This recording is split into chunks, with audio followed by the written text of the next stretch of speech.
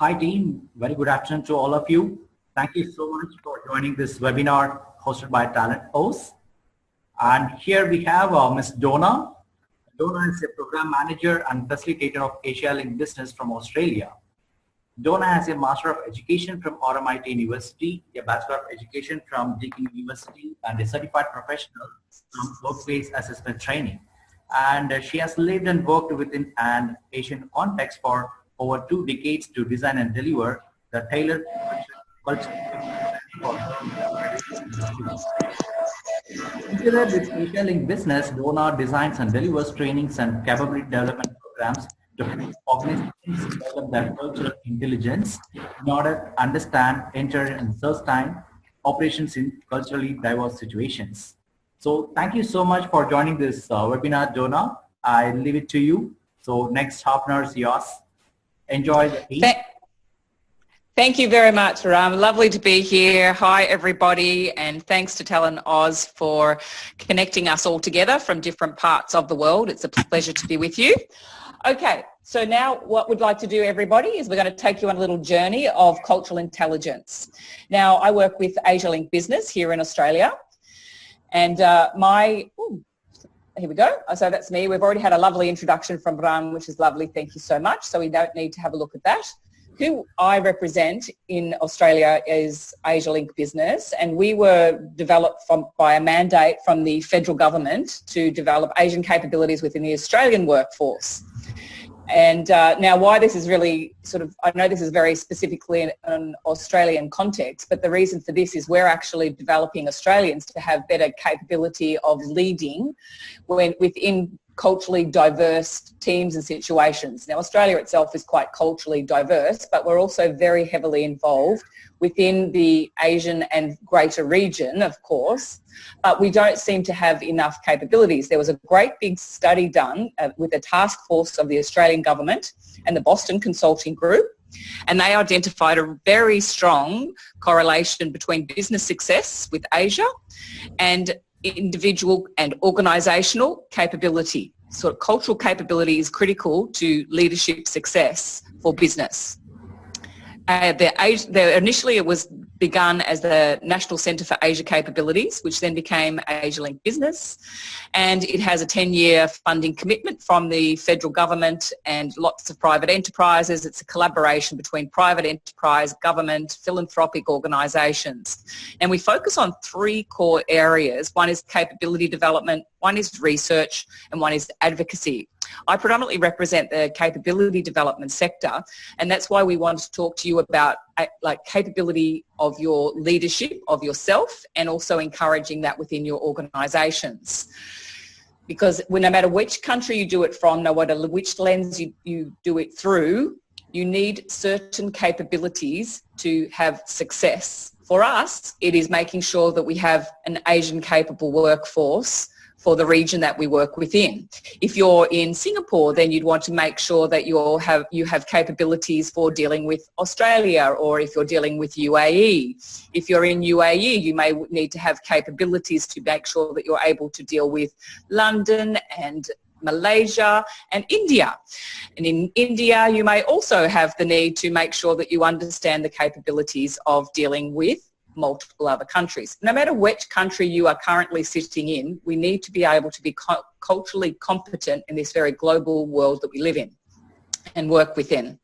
Now, the individual capabilities for success were based around these: sophisticated knowledge, and just ignore the part that says Asian markets. I'm just giving you a context so that you can see from a relative perspective of how we deal with leadership here in Australia. And if you then apply that to your own country, because I know there are many different cultures on this call, if you see Asian capabilities, you can change that to European, you can change that to Australian, you can change that to Asia Pacific, or you can leave it as Asian. The point is sophisticated knowledge, extensive experience operating, long-term trusted relationships, ability to adapt, capacity to deal with, useful level of language is helpful, and then organisational, a particularly focused strategy. So in our case of this call, we would think a leadership-focused strategy that understands other cultures.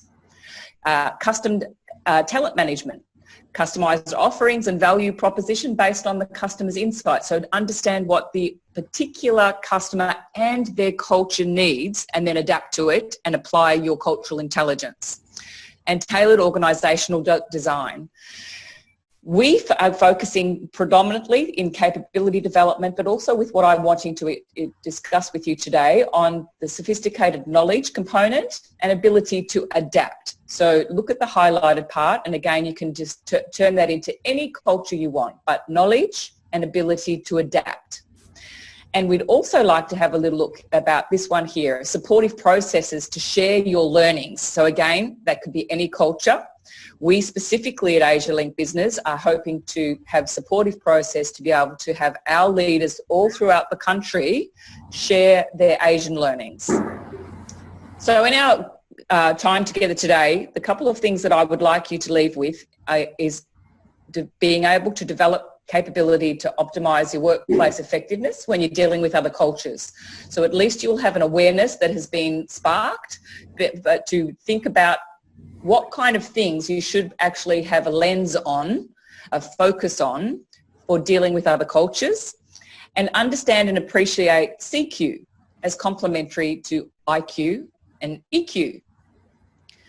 Now, we've all heard for many, many years now, thanks to Daniel Goleman, the godfather of introducing EQ, emotional intelligence, to us, that IQ plus EQ equals success. Now, we've been looking at, and those of you who are in the talent space, as I know just about everybody on this call has worked very hard to understand and adapt and apply emotional intelligence within their leadership ranks. But I put to you that without an extra component as cultural intelligence, your EQ and your IQ success is going to be missing a component. We'd like to have a look today at cultural intelligence and adding that to your leadership bank of great deposits to being able to become a better leader, and encourage your leadership. If you're in charge of talent, it's always very rewarding if you can see that your leadership is listening to the new direction that you're trying to help them to grow in, to be even more successful in their business enterprises, no matter what the industry, no matter what the country.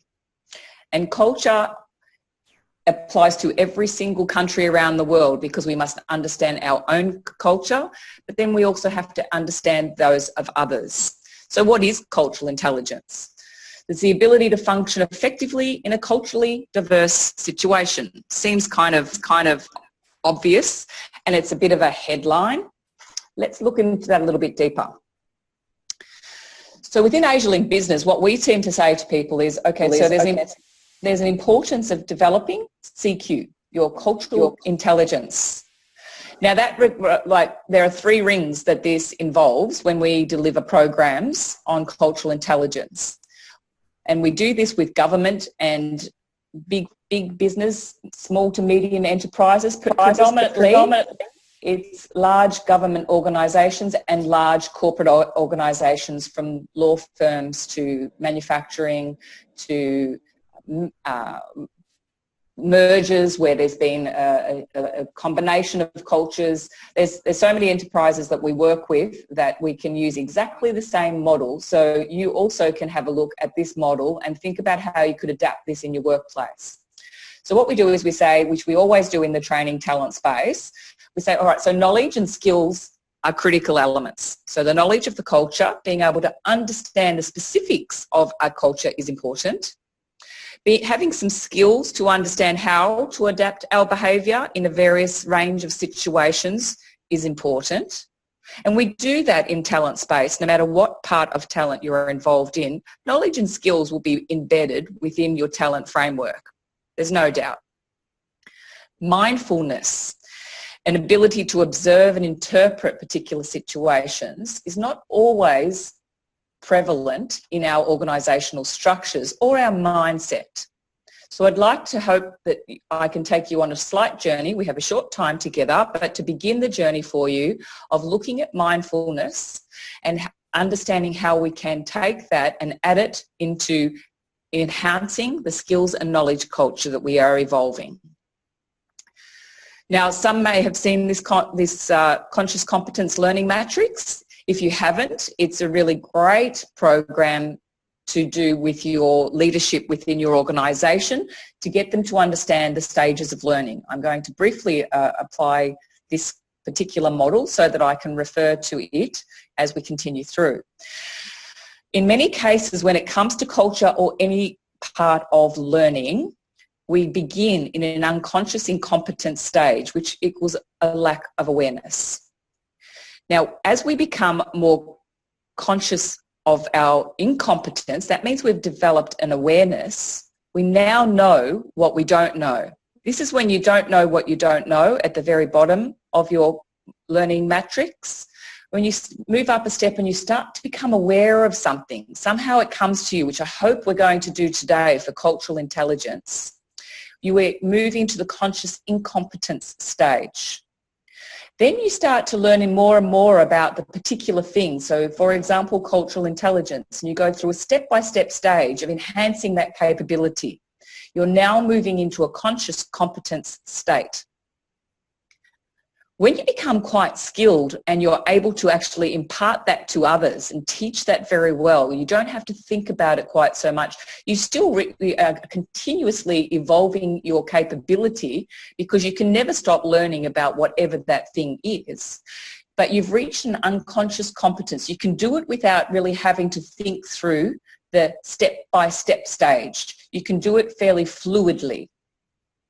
And this is a continuum of performance and time. So a lot of people, when we're talking culture, now people say, oh look, I know about my culture, but actually if you don't actually have the competence of awareness, you're not actually really in a state where you really know the generalities. You only know your perception, your assumption. Now perceptions and assumptions actually sit down here of a lack of awareness stage. So we want to move people up this matrix. And we do this in our space through cultural intelligence. And ultimately, at the end of what we do, we want to help people to suspend judgment and have a think when they're in that learning state, does culture have anything to do with this? Often we'll make assumptions and we'll be very judgmental in many, many situations, in private as well as business situations, because we don't take a step back and ask, does whatever the issue is have anything to do with this, because we're not conscious of our incompetence in understanding a particular area. So if we can just say by the end of this that we've learnt, does culture have anything to do with this, we will have had a lovely journey together on cultural intelligence in our 30 or so minutes. And then hopefully what will start to happen is you will respond rather than react. And if you can get your leadership to start responding through their competence level having been increased to being conscious of their competence, then that would be a fantastic success story. Those of you who have a pen with you, which are hopefully most of you do have a pen and a piece of paper, I'd like to just ask you to do a little small participation with me, because I'd like to take something really obvious. When we're talking about, well, yeah, I don't know what you mean, colour. And it's so obvious, isn't it? So we have this, we're in this unconscious incompetence state when about the colour white in a cultural context. So whichever country you're in, could you write down what white on your, could you do this into the text box, please? What does white, just one word, white represent to you? So I'll say, for example, innocence. Could you please do that? I'll just give you a few seconds to just type in what you think white means. And this is just to you. This is your personal interpretation of white.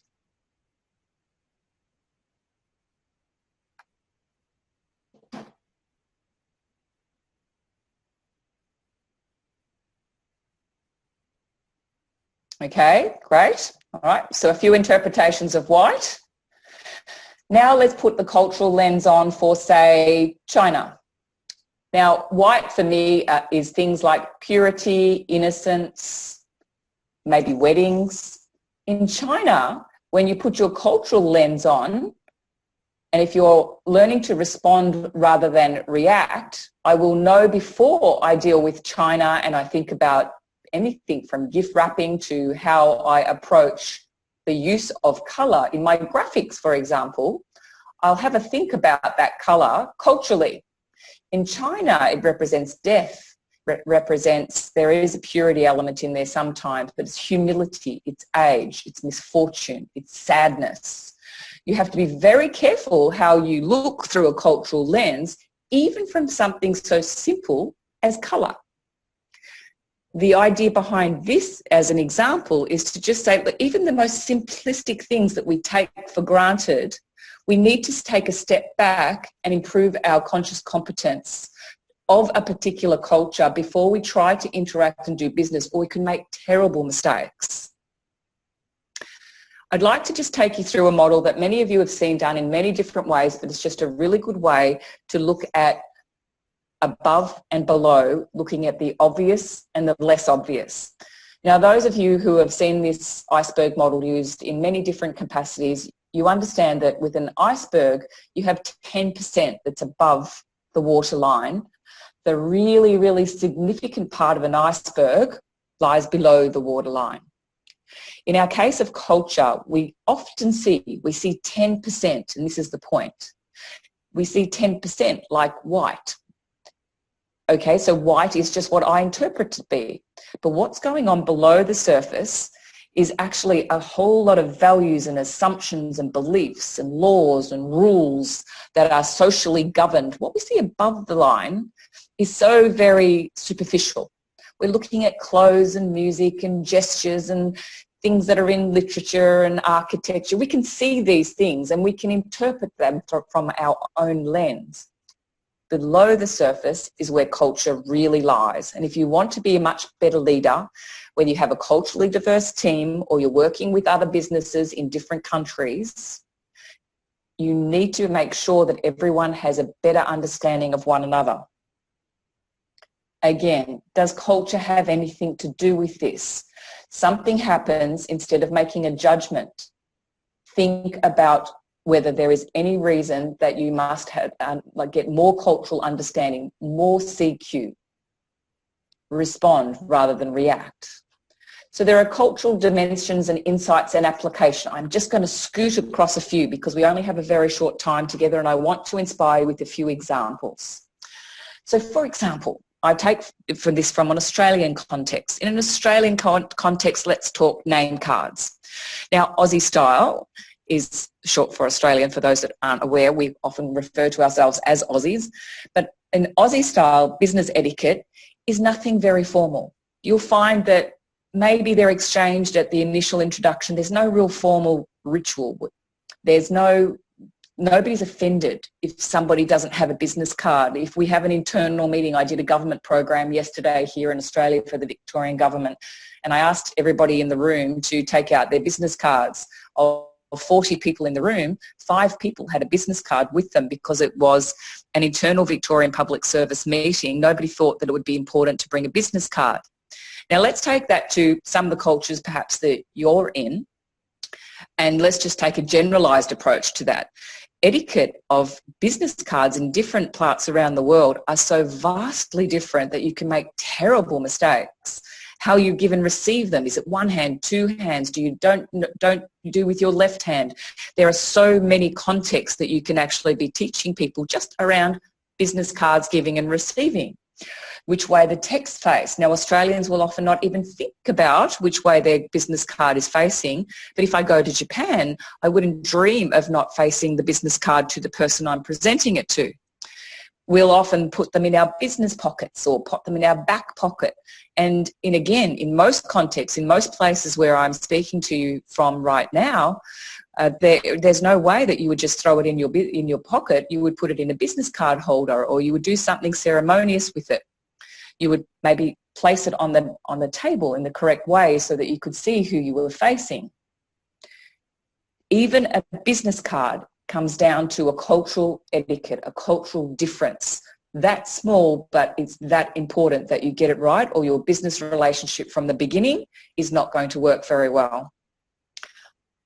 We use a collaboration with something called Cultural Connector. I'm just going to show you this because it gives you really great viewpoints of cultural dimensions. It was developed in the early 90s, and it was based on a lot of fundamental literature research, structured interviews and statistical research from around the world. It covers 75 cultures and it's still growing. It's continuously validated by experienced interculturalists all around the world for the specific culture.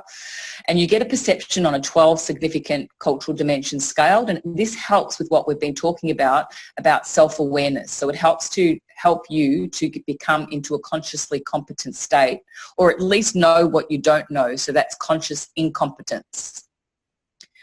So a lot of the fundamentals are based on Hofstadter. For those who aren't familiar with Hofstadter, you could write down this name. It really is the grandfather of cultural intelligence. He has enormous amounts of research and books and fantastic things that you could look at for yourselves on cultural intelligence. This, for some of the people on the call, I tried to include most people from the countries that you are representing, to just give you an indication, for example, about the power distance index from low to high. Australia is in a low power distance. I'll explain that a little further in just a moment. And that goes all the way through up to Malaysia, with being one of the highest in the power index. Now, these are not judgments by any means. These are purely research data based on dimensions of culture that are fundamental within a culture, and then learning how to adapt and apply. So I'll show you here with an Australia-China comparison. So this is what happens when we go in and we use this tool. It's like a self-profiling study. But what I'm trying to show you is this is a model and a number of ways that we use it here at AsiaLink Business. But what I was trying to show you is showing you these couple of screenshots is that there are many ways to review your distance between yourself and a culture that you're interested in making sure that you do better business with or have better leadership in. Then you can respond rather than react. So, for example, this is a comparison between China and Australia. So from a 1 to 7 scale in the area of problem solving and conflict and directness and tasks, this goes around 12 different dimensions, which I won't go into right now, but you can see for a directness that in China, Australia and China could not be further apart for how direct they are when they communicate. This is my comparison. So I went in and I did my comparison to just show you what that actually means. So what would happen is you go in and to become more culturally competent. So I have to deal with China. So I myself am a leader who has to make sure that I am much more culturally capable of dealing in a China context. I can come in here and I can see that where the heat sections, if you like, the darker the section, the more distant I am from a particular characteristic in a particular culture, and then I can work on that. I can look for, so what can I do around the element of directness? If I have a great difference between being on a more low power scale and a high power scale of hierarchical, what could I do in those areas?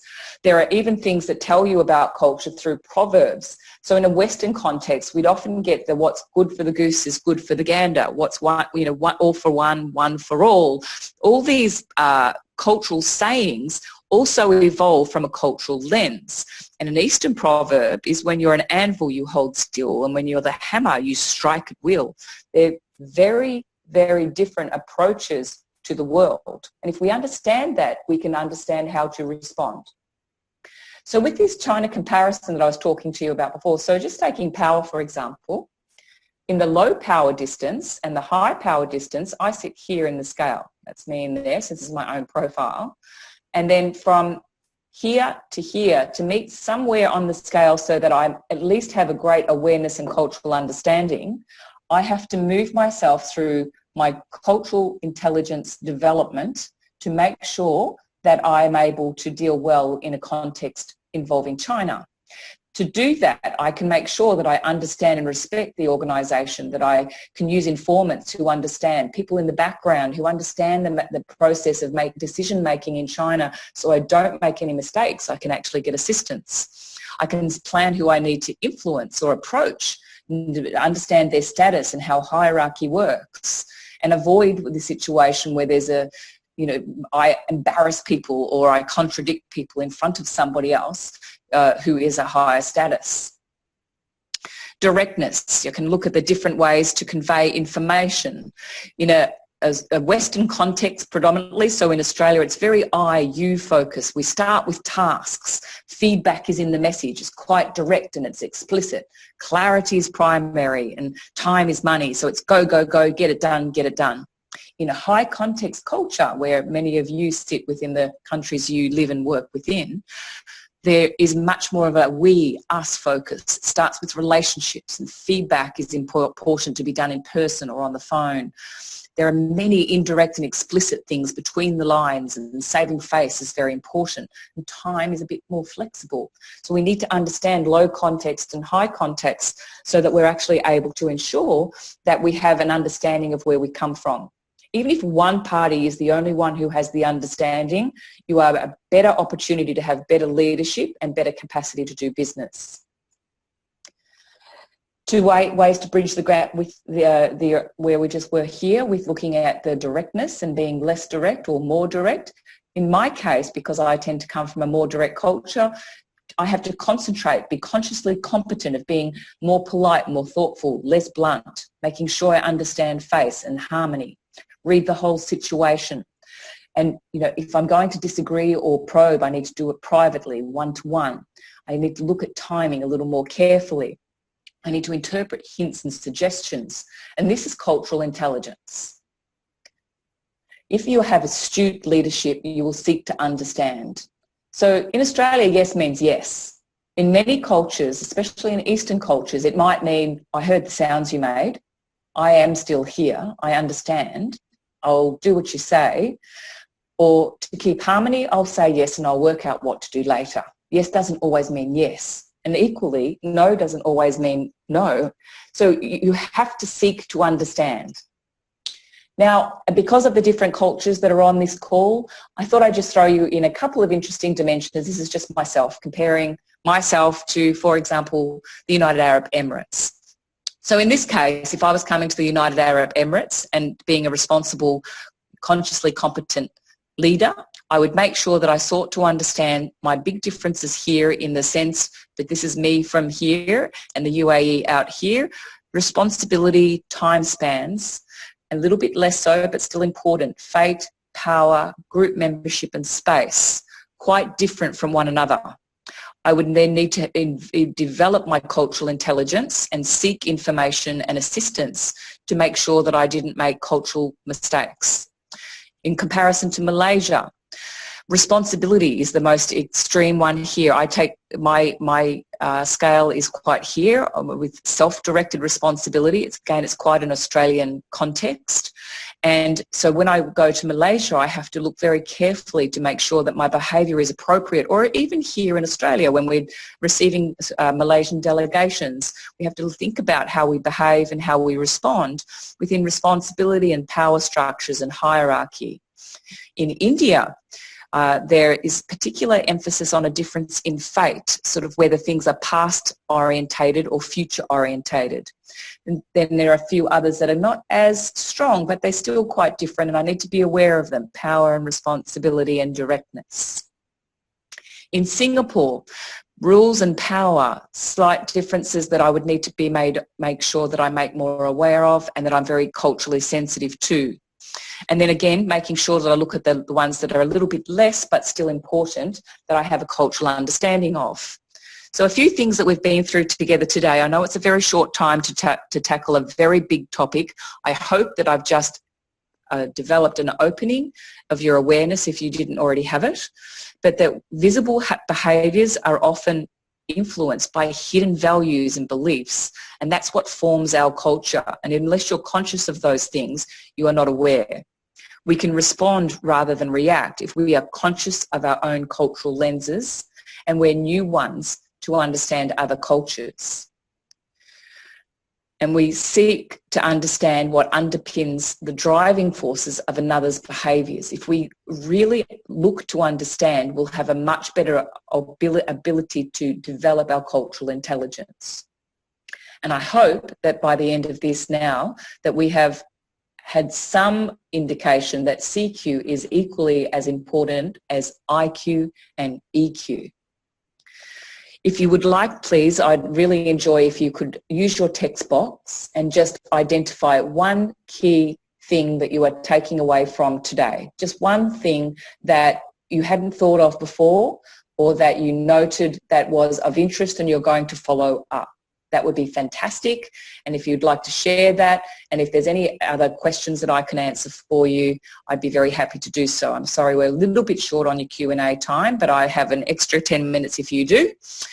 And just in case you're interested, because this is our specialty area for the whole of Australia, we actually have some country starter packs, and they're available on our website, and they're really very well, our research department has done this in collaboration with experts from each of the countries.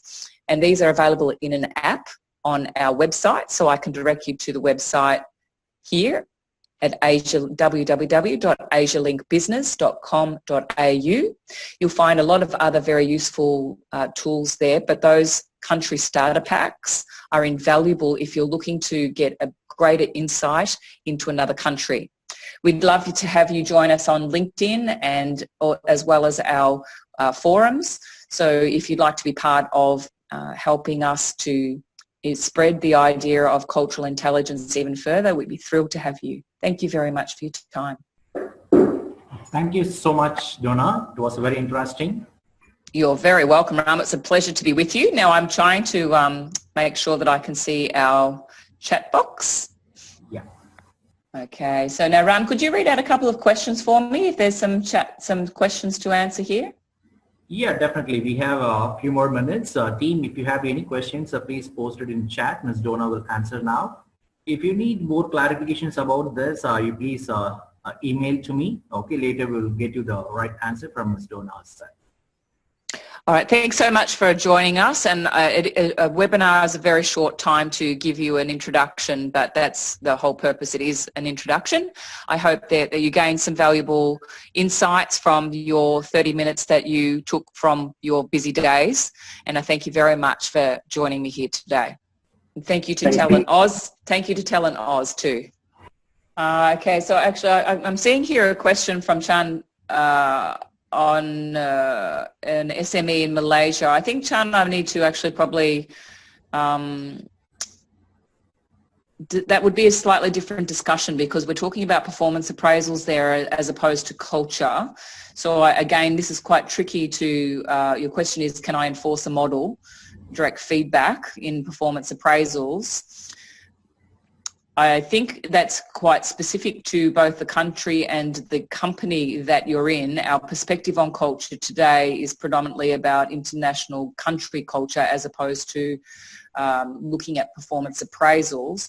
But I would also suggest that the best way to implement a change, my other area of expertise is change management, is that you need to lead your leaders through a journey of self-discovery and awareness about why it is you believe that they need a particular item in their performance appraisals. To do that, you will need to take them through that model of unconscious incompetence through to a conscious competence level at the minimum before you will see change.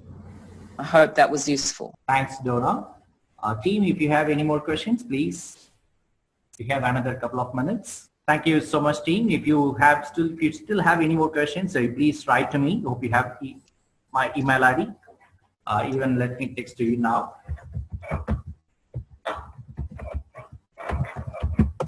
Yeah, we'll get back to you with the right answer. Thank you so much for your time. Thank you so much, Ms. Donna. Thank you very much, Ram. Take care, everybody.